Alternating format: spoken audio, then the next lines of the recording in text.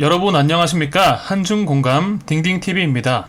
중국에서 6,300만 뷰를 기록한 중국 유학생의 글 그 3편을 지금 바로 시작하겠습니다. 먼저 원본 글을 그대로 번역했다는 점을 말씀드리겠습니다. 첫 번째, 한국인들은 신호등의 초록불을 항상 파란불이라고 부릅니다. 물론 한국인들이 생맹은 아닙니다. 예전에 한국어 선생님께 물어봤더니 어릴 때부터 어른들을 따라 초록불을 파란불이라고 부르다 보니 계속 그렇게 부르는 것 같다고 했습니다.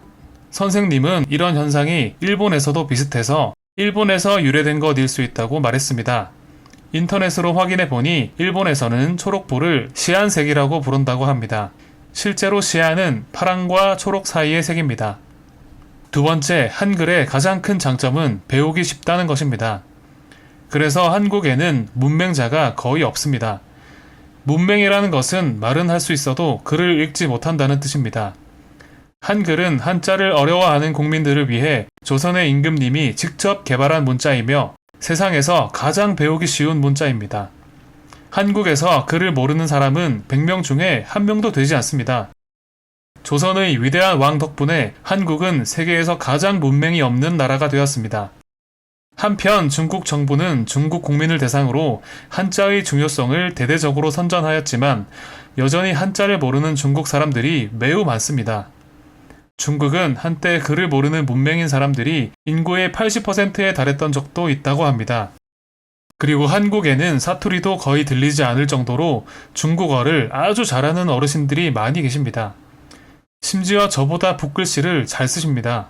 제가 악필인 것도 있지만요. 또 부산은 지역 사투리가 있으며 특히 대담한 것처럼 보입니다. 마치 중국 북동부와 비슷한 느낌입니다.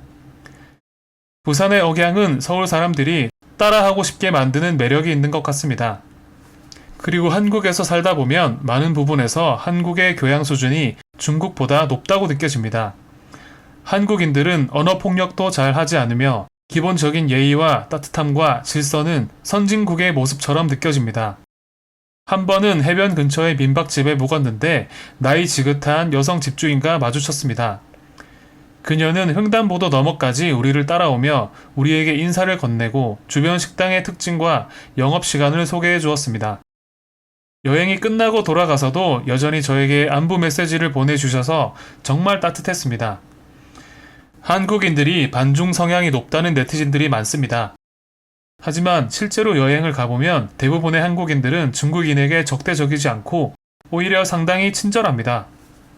세 번째, 한국인들은 정말 친절합니다.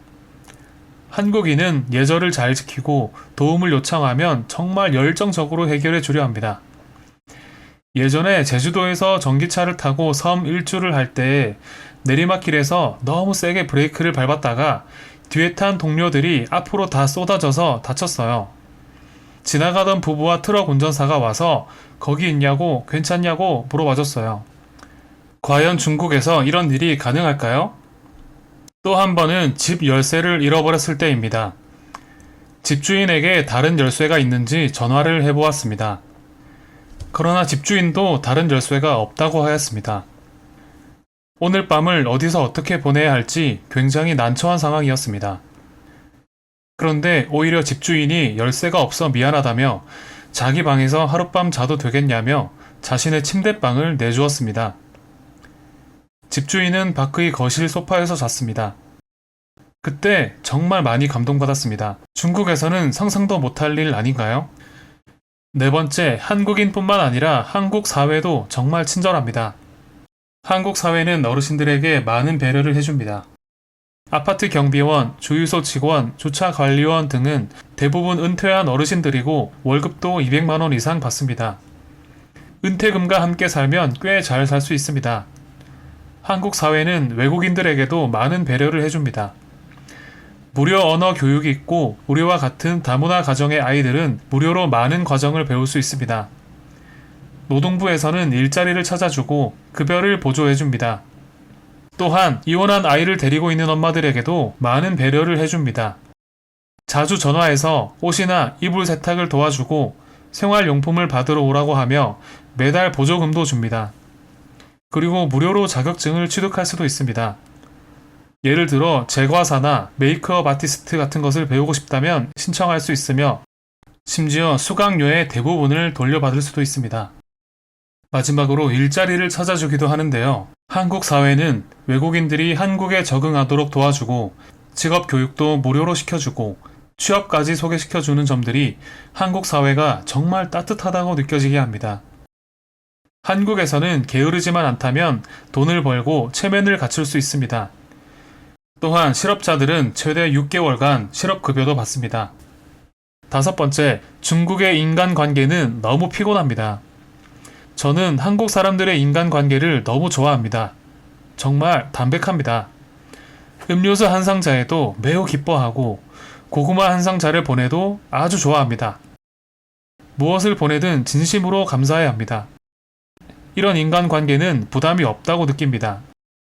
반면에 저의 고향 중국에서는 누가 차를 샀거나 누가 병원에서 퇴원했거나 누가 집을 샀거나 누가 좋은 대학에 합격을 했다면 반드시 선물을 보내야 합니다. 저는 매번 귀국할 때마다 선물을 사는데 선물들은 모두가 인정하는 브랜드여야 하기 때문에 마음이 피가 흘릴 정도로 부담됩니다. 건강식품, 담배, 술 선물은 기본이고 한 집 한 집 다니면서 직접 선물을 전달해야 합니다. 순식간에 파산할 것 같은 기분이 듭니다. 솔직히 너무 힘듭니다. 그리고 한국에서 살 때 이웃 문화가 너무 좋았어요. 옆집 사람은 항상 저에게 칫솔과 치약을 나눠주고 고구마와 과일을 살 때마다 반씩 나눠주고 저도 고마워서 그녀에게 중국 시골에서 따온 고추나 제가 직접 담근 김치로 보답을 했습니다. 또 화장품도 자주 주고받습니다. 선물들이 비록 비싼 것들은 아니지만 매우 행복합니다. 왜냐하면 서로 나누었기 때문이죠. 6번째, 한국 사람들이 고기를 못 먹는다는 말은 제발 그만하세요. 아직도 그 말을 믿는 중국인들이 많습니다. 너무 어리석고 웃기고 무례한 말입니다. 대만에서 중국인들은 연자차가 비싸서 못 먹는다 라고 말하는 것처럼 말도 안 되는 말입니다. 한우는 비싸지만 호주산 소고기와 미국산 소고기는 쌉니다. 누가 집에서 매일 소고기를 사 먹겠어요? 다른 것도 먹어야지요. 게다가 한국은 해산물이 많아요. 오늘은 오징어, 내일은 광어, 모레는 소고기, 그 다음 날은 돼지고기, 닭고기, 오리고기, 새우 등등 한국인이 고기를 못 먹는다는 상황은 절대로 없습니다. 한 번은 한국에 유학을 가기 위해 준비를 하던 때였습니다. 인터넷에서 한국에서는 고기와 수박을 못 먹는다 라는 말을 그대로 믿고 친구들과 나는 고기 전용 여행 가방을 추가하였습니다. 온갖 종류의 고기 통조림과 베이컨만 들어있는 가방을 가져왔습니다. 그런데 한국에 온 지 1년이 지나서도 남은 통조림이 너무 많아서 다 한국 친구들이나 교회 친구들에게 나눠주고 말았습니다. 이건 아직도 인터넷에서 한국이 고기도 못 먹는 가난한 나라라며 선동하는 중국 사람들에게 꼭 전하고 싶은 말이었습니다. 중국 여대생의 글은 여기까지입니다. 다음 시간에는 유학생의 글 4편으로 만나 뵙겠습니다. 좋은 하루 되시기 바랍니다. 한중공감 딩딩TV였습니다.